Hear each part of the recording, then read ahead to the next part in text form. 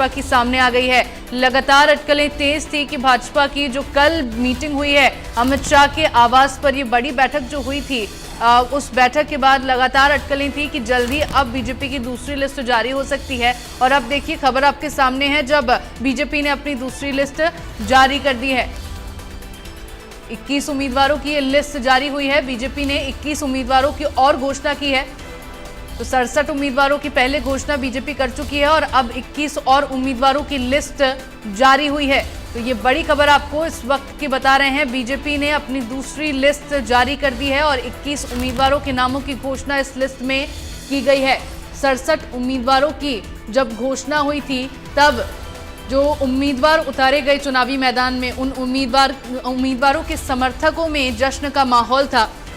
लेकिन ये भी रहा कि जिन लोगों के टिकट कट गए, जिन लोगों को उम्मीद थी कि उस लिस्ट में उनका नाम हो सकता है, उन लोगों के जब टिकट कटे, उन नेताओं के जब टिकट कटे तो बगावती तेवर उन्होंने अपना लिए थे। लेकिन अब ये जो 21 उम्मीदवारों की सूची बीजेपी की जारी हुई है, उसके बाद देखना होगा कि क्या कुछ होता है पार्टी के अंदर। क्या जिन नेताओं को और देखिए नारायणगढ़ से पवन सैनी को टिकट दिया गया है, पेहोवा से जय भगवान शर्मा को टिकट मिला है, पूंडरी से सतपाल जांबा को टिकट दिया गया है। तो 21 उम्मीदवारों की ये पूरी लिस्ट है जो बीजेपी ने जारी की है। हालांकि इस लिस्ट के जारी होने के बाद देखना होगा कि जिन लोगों के अब टिकट कटे हैं, जिन नेताओं के अब टिकट कटे हैं, उनका क्या रुख रहता है, उनका क्या कदम रहता है। नारायणगढ़ से आप देखिए पवन सैनी को टिकट दिया गया है और वहीं पेहोवा से जय भगवान शर्मा को टिकट दिया गया है। इनके अलावा आप देख रहे हैं पूंडरी से सतपाल जांबा को टिकट दिया गया है। तो ये दूसरी लिस्ट है बीजेपी की 21 उम्मीदवारों की, जिसमें इन नेताओं का नाम शामिल है, जिसमें इन्हें उम्मीदवार बनाया गया है। तो कुल 21 उम्मीदवार हैं जिनके नाम शामिल हैं इस लिस्ट में। इससे पहले 67 उम्मीदवारों के नामों की घोषणा बीजेपी कर चुकी है। गन्नौर से देवेंद्र कौशिक को टिकट दिया गया है। रोहतक से मनीष ग्रोवर को चुनावी मैदान में उतारा है और वहीं नारनौल से ओम प्रकाश यादव पर भरोसा किया है बीजेपी ने।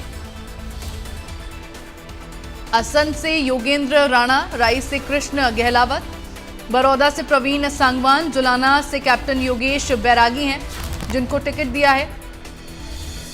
ये दूसरी लिस्ट गन्नौर से, जिसमें देवेंद्र कौशिक को टिकट दिया गया है, दूसरी लिस्ट में इनका नाम शामिल है। रोहतक से मनीष ग्रोवर हैं जिन पर पार्टी ने भरोसा जताया है इस बार।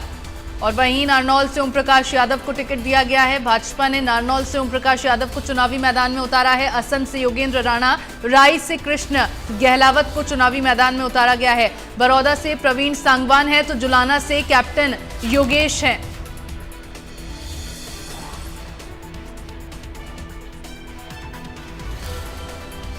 ये बड़ी खबर आपको बता रहे हैं, बीजेपी ने अपनी दूसरी लिस्ट भी जारी कर दी है।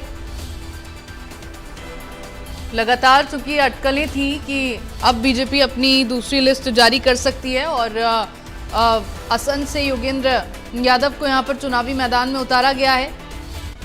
जुलाना से कैप्टन योगेश बैरागी हैं जिन्हें चुनावी मैदान में उतारा है। कांग्रेस की ओर से अगर बात कर ली जाए तो जुलाना से पहलवान विनेश फोगाट को टिकट दिया गया है, तो उनकी टक्कर में होंगे अब कैप्टन योगेश बैरागी।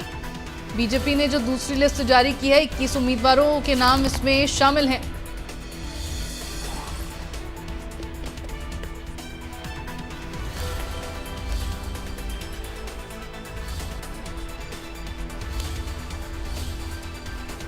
पटौदी से बिमला चौधरी, नूह से संजय सिंह प्रत्याशी हैं। फिरोजपुर झिरका से नसीम अहमद को टिकट दिया गया है और इनके साथ ही पुन्हाना से एजाज खान, हथीन से मनोज रावत प्रत्याशी के तौर पर चुनावी मैदान में हैं।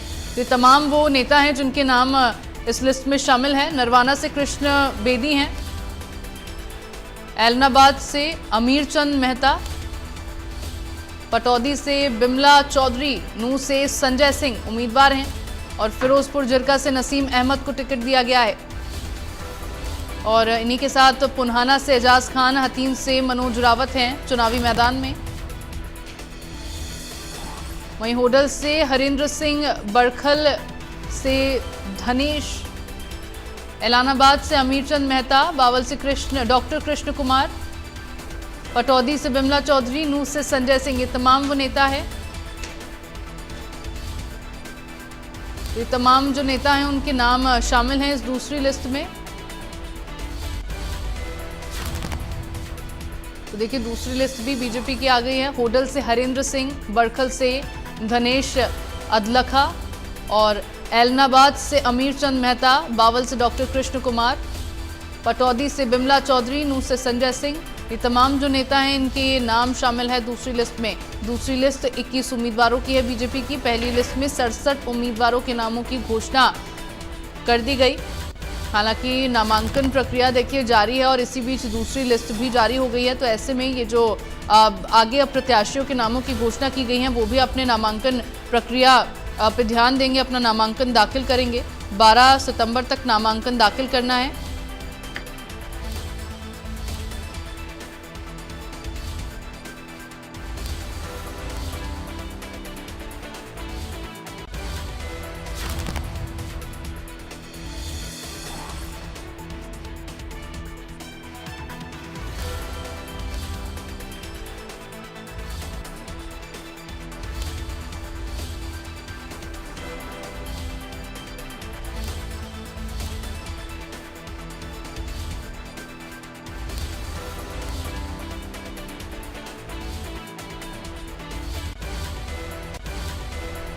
हम आपको दिखा रहे हैं विधानसभा चुनाव से जुड़ी इस वक्त की बड़ी खबर है।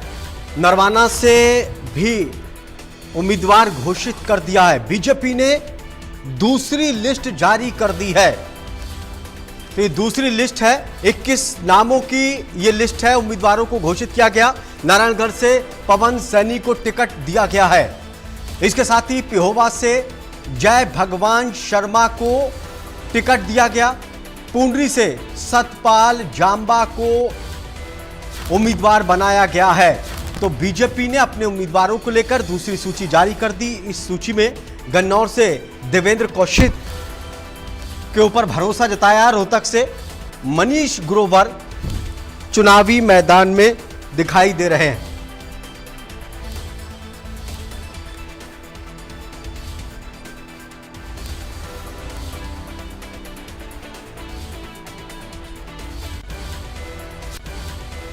चलिए सीधा रुख करते हैं न्यूज रूम का, जहां deputy senior editor Atul Pratap हमारे साथ जुड़ गए। अतुल प्रताप जी, बीजेपी ने एक और सूची जारी कर दी नामों को लेकर, क्या कुछ कहेंगे आप? देखिए, इसमें दो चौंकाने वाले नाम है जो नाम कट गए। एक तरफ बड़खल से आप देखिए सीमा त्रिखा का नाम, जो कि मौजूदा मिनिस्टर, उनका नाम कटा है और एक नया नाम वहां पर आता है, वो है धनेश अदलखा। श्री धनेश अदलखा को वहां पर मैदान में बीजेपी ने उतारा है। उसके साथ साथ बावल की अगर बात करें तो वहां पर डॉक्टर बनवारी लाल, जो कि मिनिस्टर भी थे, उनका भी नाम कट गया है और उनकी जगह दूसरा जो नाम है वो भी डॉक्टर कृष्ण कुमार का है। तो ये दो बड़े नाम हैं जो कि कटे हैं और दो लोगों को यहां से मैदान में उतारा गया है।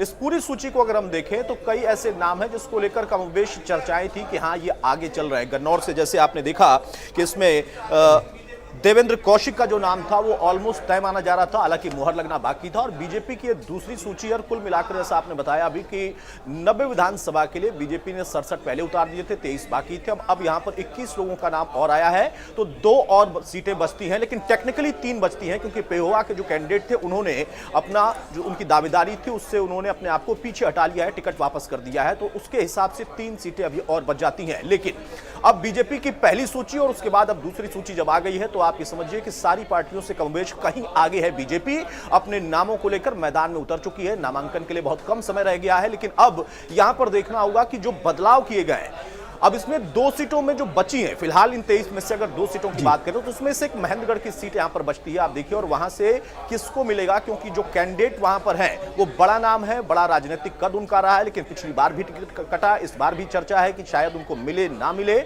लेकिन अब यहां पर बीजेपी जो कि सबसे आगे है लिस्ट लाने में, और सारी पार्टियों से पहले उसने कैंडिडेट अपने मैदान में कमोबेश हर जगह पर उतार दिए।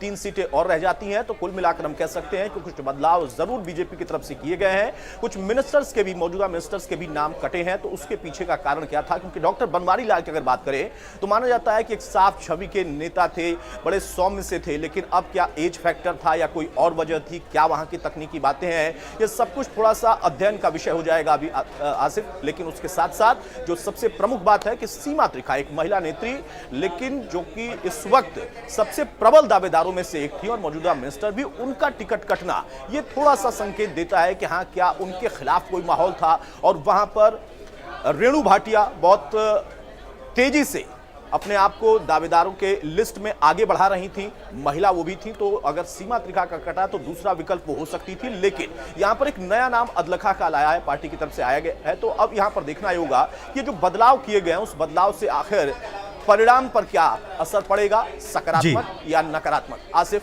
बिल्कुल अतुल जी, बीजेपी पहले ही कह रही थी कि हमने कई दौर के सर्वे किए, लोगों से बातचीत हुई है, उसके आधार पर हम ये सूची तैयार कर रहे हैं। सिर्फ जिताऊ उम्मीदवार को ही टिकट दिया जाएगा, तो फिर चाहे वो मंत्री क्यों ना हो या संगठन में उसका बड़ा कद क्यों ना हो, टिकट उसी को मिलेगा जो बेहतर दावेदार है।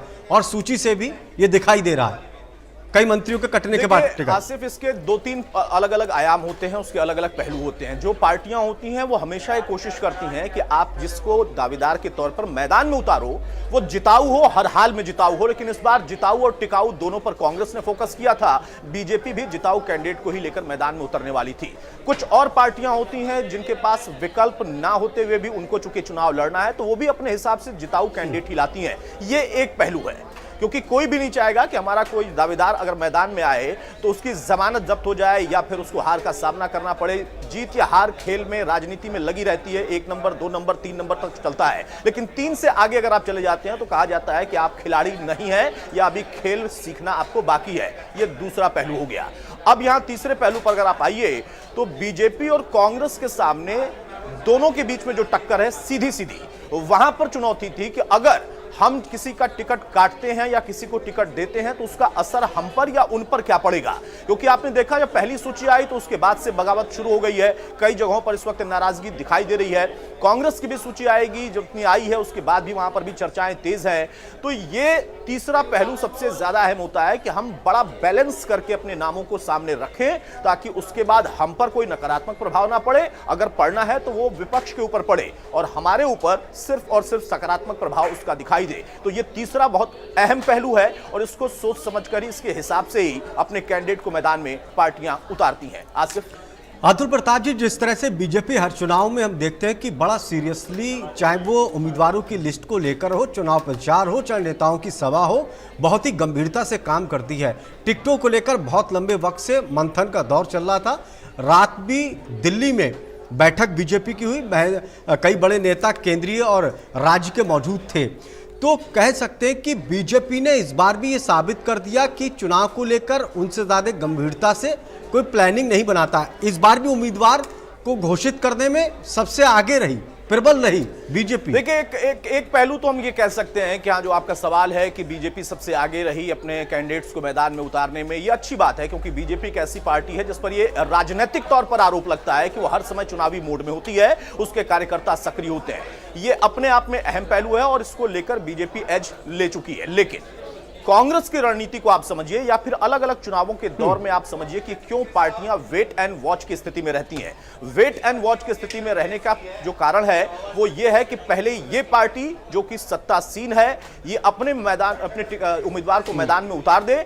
जो टिकटार्थी है जिसके ऊपर टिकट की मुहर लग गई वो कौन होगा, उसके बाद हम अपनी तरफ से अपने कैंडिडेट को मैदान में उतारेंगे जो कि जातिगत समीकरणों को साधते हुए, वहां के समीकरणों को जो कि और भी हो सकते हैं सामाजिक तौर पर, आर्थिक तौर पर, उन तमाम पहलुओं को समेटने के बाद, समझने के बाद, सोचने के बाद फिर उस पर विचार करके, मंथन करके और फिर आखिरी मुहर लगा दी जाती है। ये एक रणनीति है, कूटनीति है। आपने लोकसभा चुनाव में भी देखा होगा कि जब बीजेपी की तरफ से कैंडिडेट घोषित किए जा रहे थे तो वेट एंड वॉच की स्थिति में कांग्रेस थी और फिर उसके बाद जब कैंडिडेट उतारे गए तो उसका परिणाम भी कमोबेश मिला है। क्योंकि व्यवहारिक तौर पर हम ये कहते हैं कि नहीं, जाति की राजनीति नहीं होती है, लेकिन व्यवहारिक तौर पर होती है। इसके लिए सिर्फ नेता, राजनीतिक दल, पार्टियां वो दोषी नहीं है, इसके लिए जनता को भी मैं उतना ही दोषी मानता हूं। या फिर कहें कि यही सामाजिक ताना बाना है। उस ताना बाना के बीच में आप अगर ऐसे समीकरण नहीं बिठाएंगे तो आपको हार का मुंह देखना पड़ेगा। तो राजनीतिक दलों की ये मजबूरी भी होती है या फिर ये जरूरी भी होता है। तो उन तमाम पहलुओं में जो आपका अहम सवाल था कि आखिर वेट एंड वॉच की स्थिति में क्यों थी, तो उसका कारण यही है, बीजेपी एज ले चुकी है, अच्छी बात है, लेकिन इस एज से क्या वो चुनाव में भी एज ले पाएगी, ये अभी सवालों की घेरे में है, क्योंकि जब यहां पर वो एज ले रहे हैं तो कांग्रेस अपने जब कैंडिडेट उतारेगी कि आपके जो दावेदार थे उसमें से आपने एक के नाम पर मुहर लगाई, आपने किसी व्यक्ति का टिकट काटा जो कि मंत्री पद पर बैठा है, उसके बाद भी हमारा कैंडिडेट इतना मजबूत होगा कि उसको हार का सामना करना पड़ेगा। ये दूसरे पक्ष की रणनीति होती है। आसिफ, बिल्कुल, अब ये बीजेपी और कांग्रेस या कहें कि विपक्षी पार्टी दोनों के लिए ये महत्वपूर्ण होता है। देखिए, एक फायदा भी है, नुकसान भी है। अगर बीजेपी ने अपने उम्मीदवार पहले घोषित कर दिए तो उनको 1-2 दिन और ज़्यादा मिल जाते चुनाव प्रचार के लिए, मानसिक तौर पर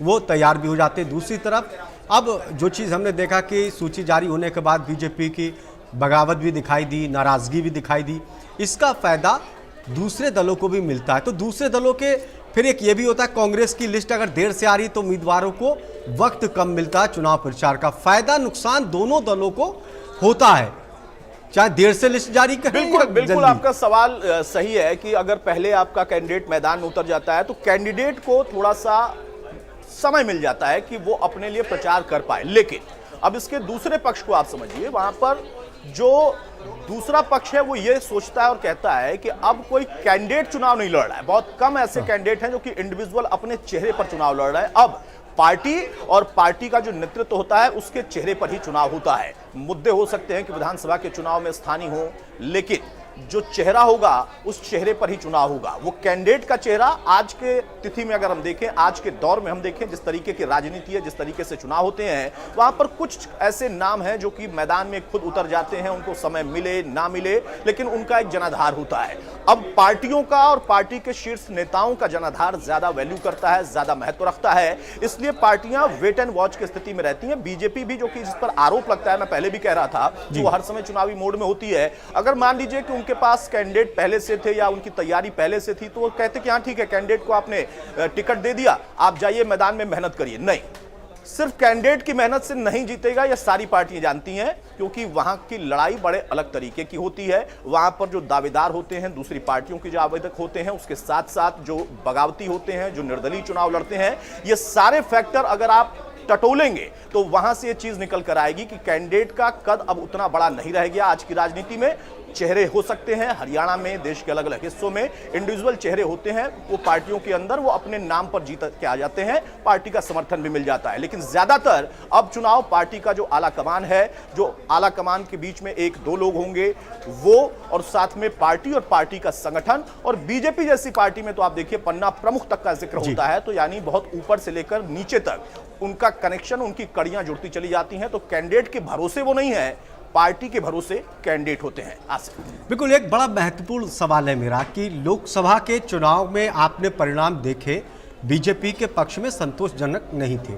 दूसरा, 10 साल से लगातार बीजेपी की सरकार है।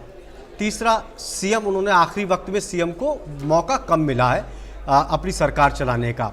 चौथा, कि लिस्ट जारी करने के बाद थोड़ा नेताओं में नाराजगी है। तो ये सारे जो माहौल है बीजेपी के लिए इस बार विधानसभा चुनाव कितना मुश्किल है, हालांकि चुनाव का नाम ही चुनौती है। देखिए, चुनाव हमेशा ही आसान और मुश्किल के बीच में होता है। मैं कभी उसको बहुत आसान नहीं मानता, कभी बहुत मुश्किल नहीं मानता, क्योंकि आप सिर्फ हरियाणा के इस चुनाव को मत देखिए जो होने वाला है, हरियाणा के सिर्फ उस चुनाव को मत देखिए जो कि हो चुका है, यानी लोकसभा के हिसाब से। आप पूरे देश के चुनाव को देखिए, अलग अलग राज्यों के चुनाव को देखिए। आपको मध्य प्रदेश लेकर चलता हूं, आप मध्य प्रदेश में जाइए और देखिए कि जब चुनाव से ठीक 3 महीने पहले का दौर था, उस वक्त में कहा जा रहा था कि कांग्रेस जीत गई, कांग्रेस की ही लहर है। लेकिन फिर क्या हुआ, परिवर्तन कैसा हुआ, कितना बड़ा हुआ, और उस परिवर्तन, पार्टी के अंदर परिवर्तन किया गया, पदों को लेकर परिवर्तन किया गया, अपने मुद्दों को लेकर परिवर्तन किया गया, अपने जो मैनिफेस्टो था यानी घोषणाएं, उनको लेकर परिवर्तन किया गया। और कुछ ऐसे परिवर्तन किए गए जो कि 3 महीने पहले कांग्रेस परिवर्तन करना चाह रही थी, कर चुकी थी कि हम आएंगे तो करेंगे, और उसका फायदा कौन ले गया। तो आप उस चीज को भी समझिए। राजनीति सीधे तौर पर जो दिखती है वही राजनीति ऐसा नहीं है, राजनीति वो है जो कि नहीं दिखती है। अब यहां पर कांग्रेस के लिए कितना आसान होगा या बीजेपी के लिए कितना मुश्किल होगा, मैं इस सवाल पर नहीं जाता। मैं ये कहता हूं कि जनता के बीच में जब ये जाएंगे, सरकार में जो बैठे हैं वो अपनी उपलब्धि गिनाएंगे, जनता देखेगी। अगर नाराजगी है तो समझेगी और समझा देगी। अगर जो विपक्षी खेमा है, क्योंकि विपक्ष में सिर्फ ऐसा तो नहीं है कि कांग्रेस है, विपक्ष में कई और पार्टियां हैं, गठबंधन वाली भी पार्टियां हैं, वो दावा कर रही हैं कि हमारा जो गठबंधन है वही नेतृत्व करेगा, किंग मेकर बनेगा इस बार। तो उनके दावे को मैं खारिज नहीं कर सकता, उनका भी उतना ही अधिकार है और मानना हमारी जिम्मेदारी है। लेकिन कांग्रेस के लिए बहुत आसान है ये कहना, मेरे लिए ठीक नहीं है, क्योंकि कांग्रेस अपनी मेहनत करेगी, वो जाएगी, अगर जनता उनका चुनाव करती है तो जाएंगे, हो सकता है अकेले सरकार बना ले और हो सकता है कि उनको भी गठबंधन का सहारा लेना पड़े, और तब उसे वो बैसाखी नहीं कहेंगे, वो कहेंगे कि नहीं गठबंधन है और लोकतंत्र में ही होता है, बीजेपी भी करती है, सारी पार्टियां करती हैं। बीजेपी भी पिछली बार 75 पार का नारा देने के बाद कहां पर पहुंची थी और फिर से सरकार में आई। तो आसान और मुश्किल वाला जो सवाल है मैं उसको सवाल ही बने रहना देना चाहता हूं, वो ज्यादा बेहतर है। आसिफ, बिल्कुल, 2 लिस्ट जारी होने के बाद अभी कांग्रेस देख रहा है कि एक लिस्ट जारी हुई, बाकी काफ़ी उम्मीदवार अभी उनके रह चुके हैं। तो ऐसे में क्या लग रहा है आपको कि कांग्रेस में कहाँ ऐसी दिक्कत नज़र आ रही है जिसकी वजह से उम्मीदवारों के अभी घोषणा कांग्रेस नहीं कर पा रही है? कहाँ क्या गुटबाजी को कम करने की कोशिश कर रही है, या ये सोच रही कि जिस तरह से बीजेपी में नाराज़गी दिखी या प्रदेश के नेताओं में नाराज़गी दिख रही है टिकट को लेकर, उन चीज़ों से बचने के लिए अभी तक कांग्रेस अपने उम्मीदवार घोषित नहीं कर पाई? कहाँ कांग्रेस की कमियां दिख रही हैं इस मामले को लेकर? देखिए, मैं इसको कमी नहीं मानता। मैं फिर से कहूंगा कि हर एक पार्टी की अपनी रणनीति होती है, और मैंने सवाल का पहले आपको जवाब दिया था कि लोकसभा चुनाव के दौरान भी वेट एंड वॉच की स्थिति में कांग्रेस थी। आज मैं कहीं पढ़ रहा था, उसमें लिखा था कि राहुल गए बाहर और हुड्डा के इच्छानुसार टिकट बंट रहे हैं। तो ये हुड्डा साहब जो कि नेतृत्व कर रहे हैं प्रदेश में, पहले भी उन्होंने किया है, वो बड़ा चेहरा है और उनकी अपनी रणनीति है।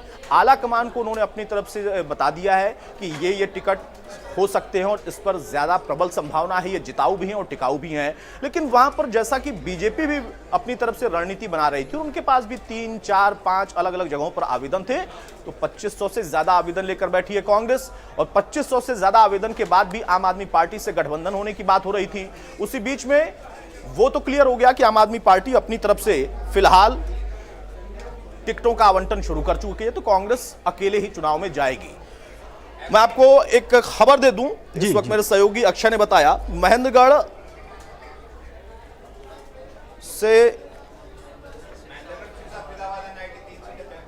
ये 3 सीटें अभी बचती हैं आसिफ। सिरसा, महेंद्रगढ़ और फरीदाबाद एनआईटी की सीट है, जहां से विधायक नीरज शर्मा है। महेंद्रगढ़ से रावदान की टिकट हो चुकी है, नामांकन कर दिया उन्होंने, और सिरसा से विधायक गोपाल कांडा हलूपा से। तो ये 3 सीटें अभी बच रही हैं। अब इस पर बीजेपी आगे अपनी तरफ से कितनी जल्दी ऐलान कर देगी, मुझे लगता है कि शायद आज रात तक ही या कल तक कर दें, तो इसमें बहुत ज्यादा समय अब नहीं लगेगा। लेकिन जो आपका सवाल था कि कांग्रेस के साथ कोई दिक्कत है, मैं इसको नहीं मानता कि कोई दिक्कत है, वो उनकी रणनीति का हिस्सा है। अब जब बीजेपी ने कमोबेश सभी सीटों पर अपनी तरफ से घोषणा कर दी है, जिसमें से सिर्फ 3 ये बच जाती हैं, तो फिर उसके बाद आपको अब इंतजार ज्यादा नहीं करना पड़ेगा मुझे लगता है, क्योंकि नामांकन के लिए समय भी अब बहुत ज्यादा नहीं है। उसके साथ ही साथ कांग्रेस की टिकट भी आ जाएगी और बाकी अन्य दलों में जहां पर अभी टिकट का आवंटन बाकी है, वहां से भी टिकट जिसको देना है वो दे के पक्की करके और उनके नाम पर मुहर लगा देंगे। अतुल प्रताप जी, आप हरियाणा के काफी विधानसभा चुनाव, लोकसभा चुनाव को आपने देखा, कवर किया, समझा और समझाया। इस बार के विधानसभा चुनाव और पिछली बार के विधानसभा चुनाव में क्या ऐसा आपको अंतर दिख रहा है? इस बार के चुनाव में क्या ऐसा दिलचस्प चीजें नजर आ रही हैं?